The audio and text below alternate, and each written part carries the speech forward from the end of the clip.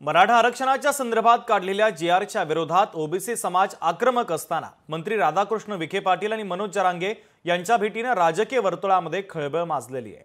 सविस्तर पाहूयात।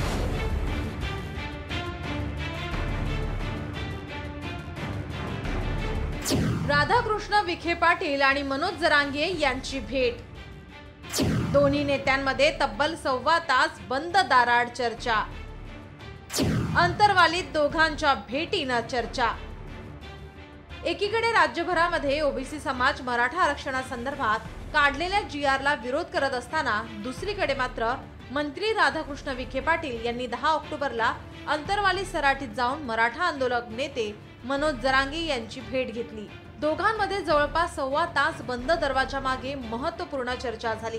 मराठा आरक्षणावर सध्या सुरू असलेल्या राज्यव्यापी घडामोडींमुळे राजकीय आणि सामाजिक वर्तुळात चर्चांना उधाण आलंय।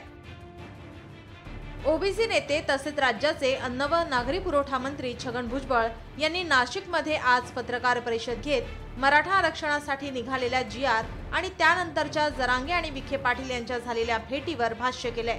त्यांनी राज्यात आरक्षणावरून निर्माण झालेल्या तणावपूर्ण स्थितीबद्दल तीव्र चिंता व्यक्त केली आहे।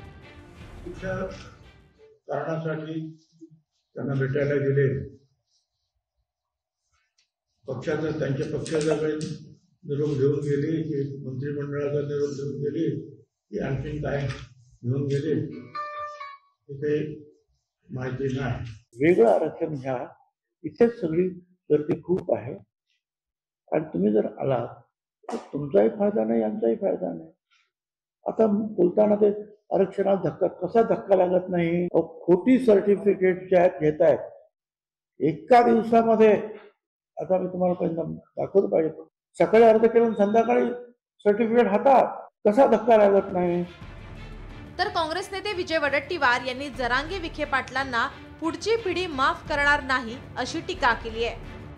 जरांगेला आणि विखे पाटलांना पुढची पिढी माफ करणार नाही, कारण त्यांची भूमिका ज्यावेळेस होती, आम्ही पण भेटायला गेलो की मराठवाड्यातील नोंदी सापडल्या असतील त्यांना ओबीसी द्या।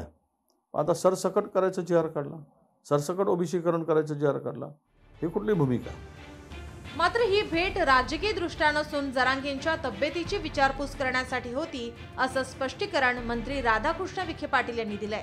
दरम्यान 1994च्या मंडल आयोगाबाबत बोलत असताना शरद पवार यांच्यावर त्यांनी टीकास्त्र डागलंय। पुण्याहून येताना मी मान्य जरांगे पाटलांची त्यामुळे भेट घेतली, तर त्यामध्ये त्यांची तब्येत बरोबर नव्हती, तब्येतीची चौकशी केली।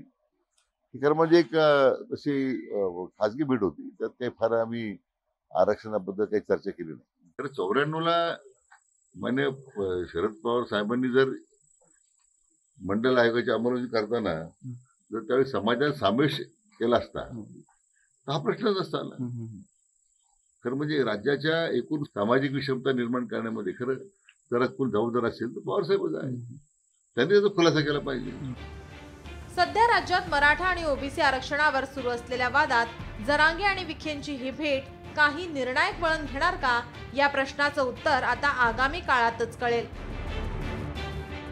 ब्युरो रिपोर्ट, लोकशाही मराठी, मुंबई।